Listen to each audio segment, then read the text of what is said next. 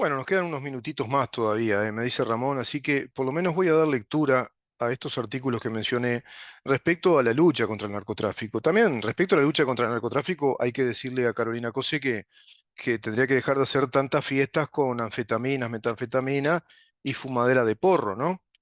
Por un lado te dice, es un disparate sacar los militares a la calle, es parte de un gobierno que está desorientado, que no tiene idea de lo que está haciendo, que no tiene plan.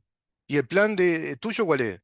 Hacer 55 fiestas ahora electrónicas donde va a correr la droga como loco y estás estimulando todo el tiempo, no solo al hábito, sino al mercado de consumo de la droga. Estás estimulando el mercado, estás acicateando, estimulando a través de fiesta, fiesta, fiesta, más todo lo que ya hay, estás estimulando a mayor cantidad de consumo, que eso a quiénes beneficia, a los narcotraficantes, a la industria del narcotráfico, a la industria de las drogas. ¿Se dan cuenta las contradicciones permanentes que tiene la izquierda uruguaya, en este caso Carolina Cose, además, representante del Partido Comunista del Uruguay? El narcoestado se instaló hace tiempo y desde el Frente Amplio, y para sacarlo hay que hacer un trabajo muy riguroso del punto de vista de teorías y prácticas de gobierno, tácticas y estrategias, políticas públicas que resuelvan también una idea de Estado, que resuelvan una idea del Estado, porque todo esto hace al Estado, es seguridad pública, es industria ilegal, es también actividad económica, es la vida de las personas, gente que muere, que matan porque hay rencillas, hay peleas entre bandas de narcotraficantes. Artículo 31. La seguridad individual no podrá suspenderse sino con la anuencia de la Asamblea General o estando ésta disuelta o en receso de la Comisión Permanente. Y en el caso extraordinario de traición o conspiración contra la patria, y entonces solo para la aprehensión de los delincuentes. Esto cuando ocurre la situación de qué? De conspiración, traición o conspiración contra la patria. Eso fue lo que se aplicó en la década del 70 con el golpe de Estado. Se venían dando medidas de seguridad, prontas de seguridad, como dice el 31, porque habían organizaciones criminales que atentaban contra la patria, llámese Movimiento MLN Tupamaros, Movimiento Revolucionario Oriental, Ejército Clandestino del Partido Comunista, Partido Comunista Revolucionario y más movimientos, inteligencia, organización de inteligencia, espionaje, grupos armados, atentados guerrilleros, atentados y amenazas contra las instituciones del Estado, directamente contra la Constitución y las instituciones democráticas, y se tuvo que optar por este mecanismo del artículo 31. No fue un grupito de militares locos que se les ocurrió dar un golpe de Estado e instalar un terrorismo de Estado. Inclusive el terrorismo de Estado, dice esta ley mamarracho, que es del año 68, del siglo XX, del año 1968.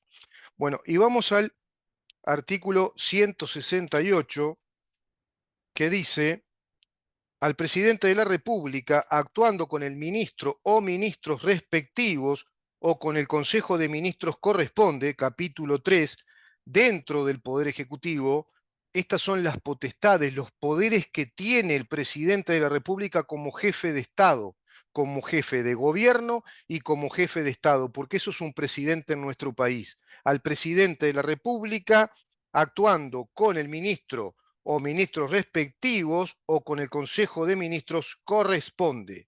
Artículo 168, capítulo 3, Poder Ejecutivo. ¿Y qué dice en el numeral 17?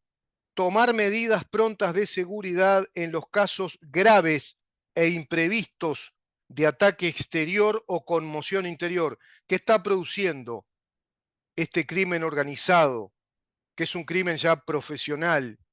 Conmoción interior y ataque exterior, ¿verdad? Porque hay droga que viene del exterior, conexiones desde el exterior, conexiones de inteligencia, cómo zafar de la policía de nuestro estado, cómo zafar de la justicia, cómo esquivarla, cómo